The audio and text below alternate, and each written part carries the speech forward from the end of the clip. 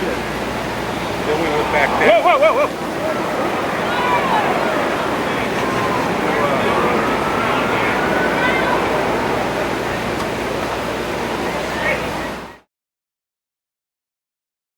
In its final report on the destruction of World Trade Center Building 7, NIST, the National Institute of Standards and Technology, went out of its way to avoid investigating the use of explosives. Their sole rationale for not investigating explosive use was the supposed lack of sufficiently loud sounds. NIST computed what they claimed would be the minimum loudness of an explosion that could sever Column 79 with a single blast. Then they claimed no observers detected explosions as loud as their predictions. This size blast would have produced an incredibly loud sound that was not recorded on videos of the collapse nor reported by witnesses. On the basis of this artificial threshold of interest, they swept aside all evidence of actual explosions and concluded that no explosives contributed to the destruction of the building. We did not find any evidence that explosives were used in the collapse of Building 7. Yet there was voluminous evidence of explosions. Here's one of the guys who can tell you I'm okay, all right? Here, hold on. You want to call your mother or something? You heard explosions, like boom. We just heard one more explosion. That's about the fourth one we've heard. Craig Bartmer was a policeman who was near Building 7 as it started to come down. It was nothing I would ever imagine seeing in my life. You know, the thing started peeling in on itself, and I mean, there was an umbrella of crap 7 feet over my head that I just stared at. And somebody grabbed my shoulder and I started running, and the shit's hitting the ground behind me. And the whole time you're hearing thum, thum, thum, thum, thum. So, I think I know an explosion when I hear it. A few blocks up West Broadway, looking toward the World Trade Center in the distance, Ashley Banfield was conducting an interview for MSNBC. You were just told by police that you should move out of your... The mic was set to pick up speech a few inches away.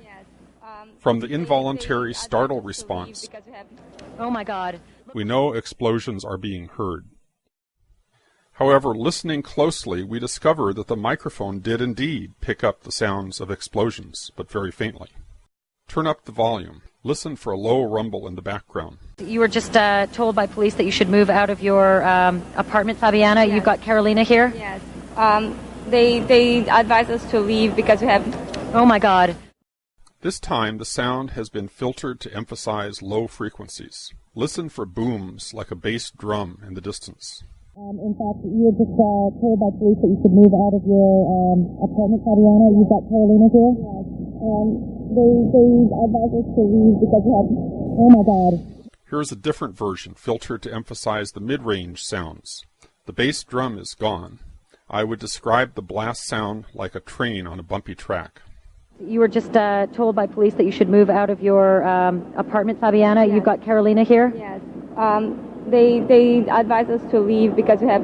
Oh my God. Here's the original sound again.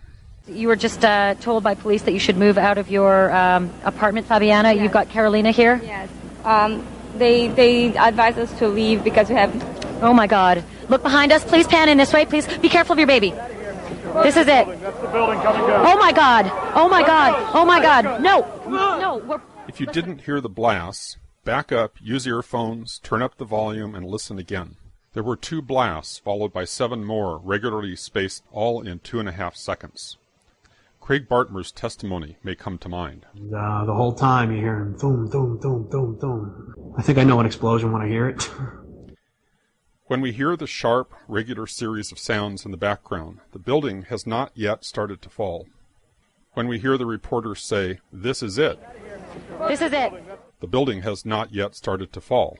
The fall of the building corresponds to the crescendo in the crowd response. Here is another street scene with the building in full view. The crowd responds almost immediately as the building starts to fall. This occurs just after the reporter says, "This is it." This is it. Oh my God.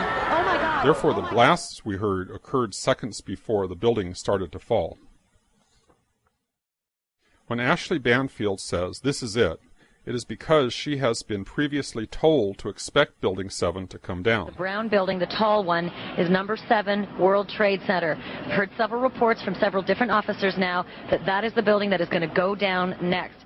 Back in the studio, the anchor, Brian Williams, not only had foreknowledge of the collapse, he had a ready explanation. What we've been fearing all afternoon has apparently happened. We were watching number 7 World Trade, which was part of the ancillary damage of the explosion and collapse of the other two. Just as Ashley Banfield was told, Brian Williams was told.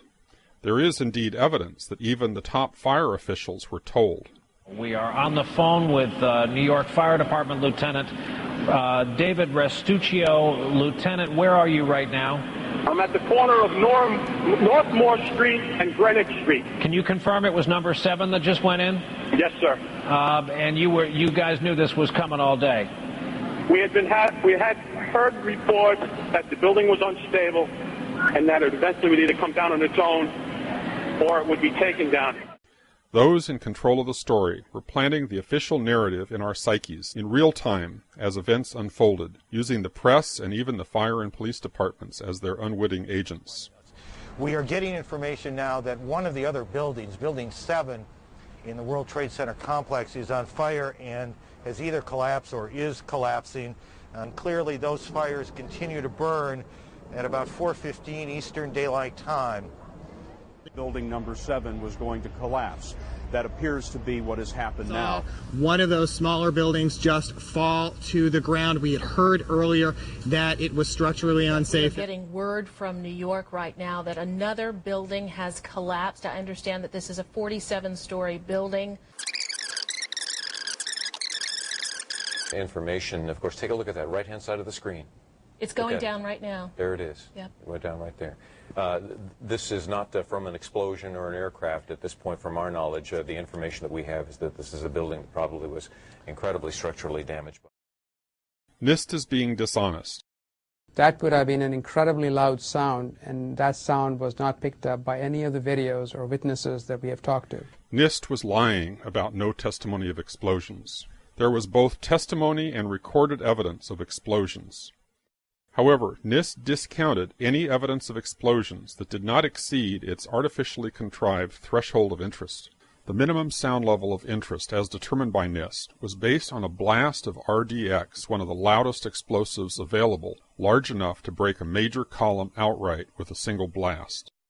They assumed no efforts at noise abatement, complete transmission of the sound to the outside air, no absorption or blockage of the sound along the path. And who knows if they assumed the use of an efficient cutter charge, or if they simply figured the effect of a bomb planted beside a column. They don't say.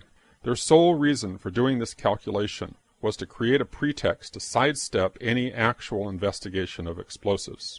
Why would NIST, or anyone else, choose to exclude from its investigation any evidence of any explosions related to the destruction of the building? A reasonable investigator might suspect that explosions could have been used in many different ways. They could break connections rather than cut directly through the largest columns, or use silent incendiaries to weaken the columns. Ruling out RDX does not rule out the one explosive that was most likely used, nanothermite.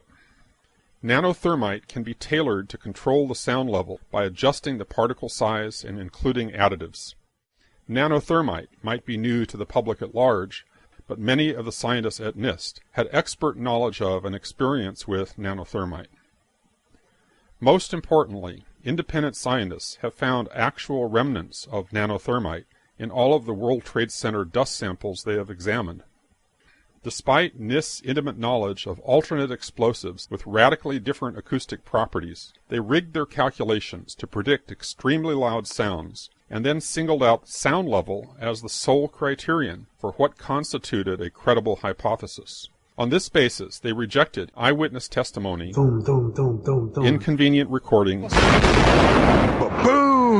One more explosion. Oh my God. and cleverly sidestepped even looking for explosive residues, evidence that explosives were in fact used to bring down World Trade Center 7. No honest scientific inquiry would ever be conducted in this way. But then, as we have seen repeatedly, the NIST report was not an honest scientific inquiry.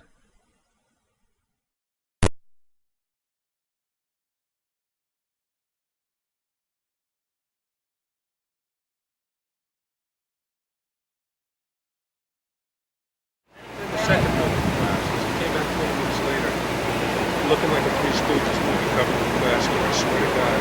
But you got a good shit, man. That's a good shit. Then we went back there. Whoa, whoa, whoa, whoa!